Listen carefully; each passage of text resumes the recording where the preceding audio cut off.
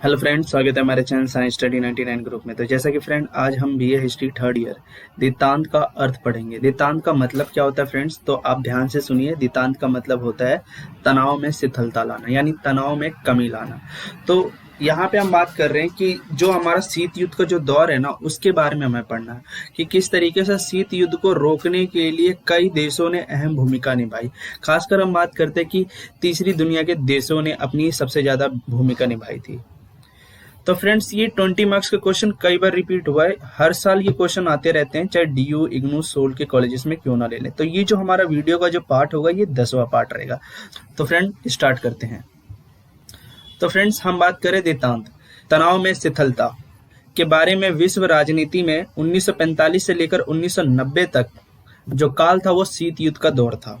यानी हम बात करें कि शीत युद्ध के तनाव को कम करने के लिए हमने दितांत शब्द का इस्तेमाल किया है। यानी दितांत का मतलब होता है कि तनाव में कमी लाना, तनाव में शिथिलता लाना। यानी शीत युद्ध को रोकने में अहम भूमिका किसका था? दितांत का था। लेकिन इसका मतलब ये नहीं कि इस दौरान दोनों गुटों के बीच तनाव को लगातार बढ़ावा ही मिलता रहे। नहीं, यहाँ पे तनाव को कम करना था, आपसी तनाव में कमी लाना था। जैसे कि हम बात करें फ्रेंड्स, 1953 से लेकर 56 के बीच अगर देखा जाए तो अमेरिका और सोवियत संघ के संबंध काफी हद तक अच्छे थे, उसमें सुधार आ गया था। लेकिन 1962 में क्यूबा मिसाइल संकट की वजह से शीत युद्ध अपने चरम बिंदु पर पहुंच गया था और ऐसा लगने लगा कि शीत युद्ध तीसरे विश्व युद्ध के अंदर बदल जाएगा। लेकिन क्यूबा मिसाइल संकट के लगभग 12 साल ऐसे भी वक्त आया कि तनाव में भारी कमी महसूस हुई। तो फ्रेंड्स, क्यूबा मिसाइल संकट की वजह से अगर देखा जाए तो शीत युद्ध ना चरम बिंदु पर पहुंच गया था। तो फ्रेंड्स, आगे हम पढ़ते हैं, ध्यान से आप सुनिए। अब हम बात करते हैं कि क्यूबा मिसाइल संकट इतना खतरनाक था कि इस वजह से तीसरे विश्व युद्ध की खतरा पैदा हो गया था। दोनों महाशक्तियों को मालूम था कि अगर परमाणु युद्ध होता है तो इसके परिणाम बहुत ही भयंकर होंगे। तो इनमें दोनों महाशक्तियों ने समझदारी से, सूझबूझ से काम लिया और क्यूबा मिसाइल संकट का समाधान करने के लिए दोनों ने बातचीत का रास्ता अपनाया।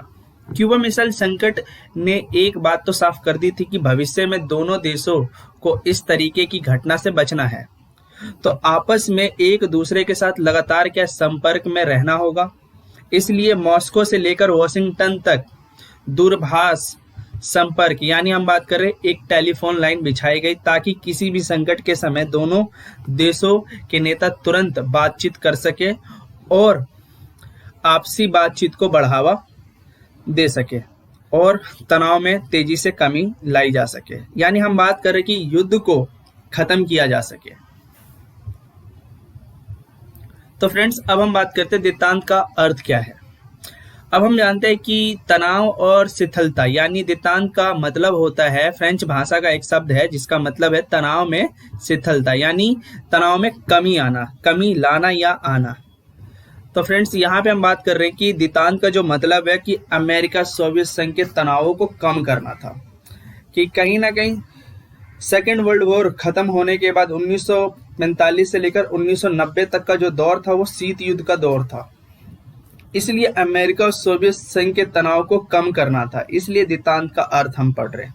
दितांत के दौरान शीत युद्ध खत्म नहीं हुआ, बल्कि दोनों महाशक्तियों के बीच समझौता होने लगा और ऐसा लगने लगा था कि शीत युद्ध जल्दी ही खत्म हो जाएगा। दितांत के कई कारण माने जा सकते हैं जिसकी वजह से इसका उदय हुआ था।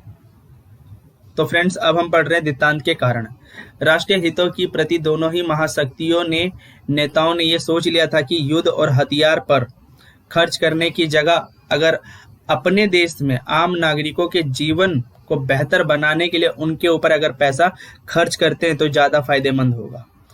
इससे जनता के अंदर जो असंतोष बढ़ रहा है वह खत्म हो जाएगा। इस तरीके से हथियारों पर होने वाले खर्च धीरे धीरे कम हो जाएंगे और आपसी सहयोग को और ज्यादा बढ़ावा मिलेगा। तो फ्रेंड्स, दूसरा क्या कहता है? सोवियत संघ के आर्थिक विकास की आवश्यकता। सोवियत संघ को अपने आर्थिक विकास के लिए तकनीकी ज्ञान की आवश्यकता थी, क्योंकि सोवियत संघ के पास टेक्नोलॉजी का अभाव था।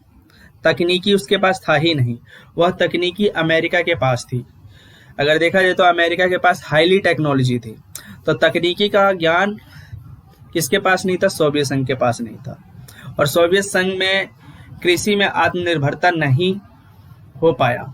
और साइबेरिया के अंदर उसके पास अगर देखा जाए तो विशाल गैस के भंडार है, यानी साइबेरिया के अंदर विशाल गैस के भंडार है, यानी सोवियत संघ के पास है। फिर भी उसके पास क्या नहीं है भाई? टेक्नोलॉजी नहीं है। लेकिन इसका इस्तेमाल सिर्फ क्या उच्च तकनीक के जरिए ही किया जा सकता है, और उच्च तकनीक अमेरिका के पास है। तो फ्रेंड्स, यहाँ पे हम बात कर रहे हैं कि शीत युद्ध को खत्म करना बहुत ज्यादा जरूरी था। इससे तनाव में और ज्यादा कमी आ गई और द्वितीयांत को और ज्यादा बढ़ावा मिलता है। तो फ्रेंड्स, तीसरा कारण हम पढ़ लेते हैं। अमेरिका के उद्योगों के लिए कच्चे माल की आवश्यकता थी। अमेरिका को अपने उद्योगों के लिए कच्चे माल की आवश्यकता थी। अमेरिका के पास तकनीकी का ज्ञान बहुत ही अच्छा था, लेकिन कच्चा माल उसके पास था नहीं। अमेरिका के राष्ट्रपति निक्सन का यह मानना था कि दोनों देशों की अर्थव्यवस्था एक दूसरे के प्रतियोगी ना होकर एक दूसरे के पूरक बन जाएगी। और सोवियत संघ के पास कच्चा माल बहुत सारा था, लेकिन अमेरिका के पास कच्चा माल नहीं था। सोवियत संघ के पास अच्छी टेक्नोलॉजी नहीं थी, अमेरिका के पास बहुत अच्छी टेक्नोलॉजी थी। तो कहीं ना कहीं दोनों के पास कहीं ना कहीं चीजों का अभाव था, इसलिए दोनों का हाथ मिलाना बहुत ज्यादा जरूरी था, जिससे कि आसानी से व्यापारिक शर्तों पर अमेरिका के लिए हासिल किया जा सकता था। इस तरीके से दोनों देश एक दूसरे की आवश्यकताओं और जरूरतों को पूरा कर सकते थे। जैसा कि सोवियत संघ को तकनीकी की आवश्यकता थी, वही अमेरिका को कच्चे माल की आवश्यकता थी। अगर दोनों देश एक दूसरे से हाथ मिलाए और एक दूसरे की आवश्यकताओं को पूरा करे तो इससे दोनों देशों को सबसे ज्यादा फायदा होगा, दोनों देशों को लाभ हो जाएगा ही। द्वितीयांत को और ज्यादा बढ़ावा मिला। जिसके पास बहुत सारी मिट्टी है, दूसरा व्यक्ति जिसके पास एक कुम्हार का चाक है, तो जिसके पास मिट्टी है उसके पास बर्तन बनाने का तकनीक नहीं है, यानी उसको बर्तन बनाना नहीं आता। जिसके पास चाक है यानी मशीन है, वह बर्तन तो बना सकता है, लेकिन उसके पास मिट्टी नहीं है। अगर वह एक दूसरे के साथ हाथ मिला ले तो दोनों को सबसे ज्यादा फायदा होगा। इस तरीके से अमेरिका को कच्चे माल की आवश्यकता थी और सोवियत संघ को तकनीक की आवश्यकता थी, लेकिन दोनों के शीत युद्ध के कारण जो रिश्ते थे वो खराब थे। शीत युद्ध को खत्म करना बहुत ज्यादा जरूरी था। संबंधों में सुधार आने लगा, द्वितीयांत को तेजी से बढ़ावा भी मिला। तो फ्रेंड्स, अब हम बात कर रहे हैं परमाणु बमों में संतुलन का आना। द्वितीयांत का एक कारण परमाणु बमों में संतुलन भी माना जा सकता है, क्योंकि जब अमेरिका ने सबसे पहला परमाणु बम आविष्कार किया तो दुनिया में अमेरिका सबसे ज्यादा ताकतवर हो गया। लेकिन जब सोवियत संघ ने भी परमाणु बम का आविष्कार कर लिया तो दोनों देशों में शक्ति संतुलन आ गया और दोनों देशों की शक्ति बराबर हो गई। इससे भी द्वितीयांत को और ज्यादा बढ़ावा मिलता है। तो फ्रेंड्स, अब हम बात करते हैं तीसरे विश्व युद्ध का डर। शीत युद्ध एक मनोवैज्ञानिक युद्ध था। इसे गर्म युद्ध भी, खतरनाक युद्ध भी माना जाता था। दोनों देशों को यह पता था कि अगर युद्ध हुआ तो युद्ध तीसरे विश्व युद्ध में बदल जाएगा। दोनों ही महाशक्तियां तीसरे विश्व युद्ध से बचना चाहती थी। इससे भी द्वितीयांत को और तेजी से बढ़ावा मिला। तो फ्रेंड्स, अब हम बात कर रहे हैं यूएन में तीसरी दुनिया के देशों की बढ़ती संख्या। संयुक्त राष्ट्र संघ शीत युद्ध का अखाड़ा बन चुका था, लेकिन जब यूएन के अंदर तीसरी दुनिया के देशों की संख्या बढ़ने लगी तो तीसरी दुनिया के देशों ने विश्व शांति और सहयोग को सबसे ज्यादा बढ़ावा दिया और अपनी आवाज यूएन के अंदर बुलंद कर ली, जिससे शीत युद्ध की गूंज धीमे पड़ने लगी।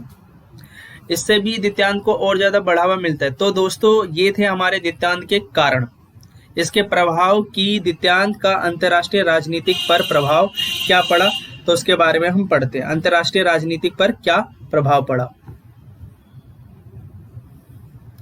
तो महाशक्तियों के बीच सहयोग। दूसरे विश्व युद्ध के बाद दुनिया दो गुटों में बढ़ चुकी थी। एक तरफ देखा जाए तो अमेरिका की पूंजीवाद व्यवस्था को अपना चुके थे और दूसरी ओर देखा जाए तो सोवियत संघ यानी साम्यवादी व्यवस्था को अपना चुके थे।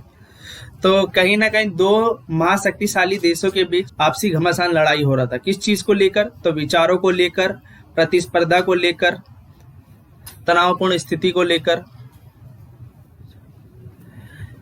लेकिन द्वितीयांत की वजह से महाशक्तियों के बीच सहयोग पैदा हुआ, जिससे आपसी व्यापार को बढ़ावा मिला और संबंधों में सुधार आने लगा।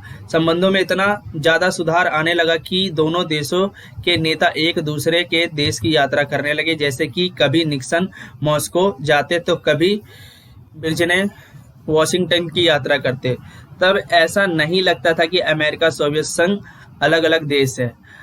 तो फ्रेंड्स आगे हम पढ़ते हैं।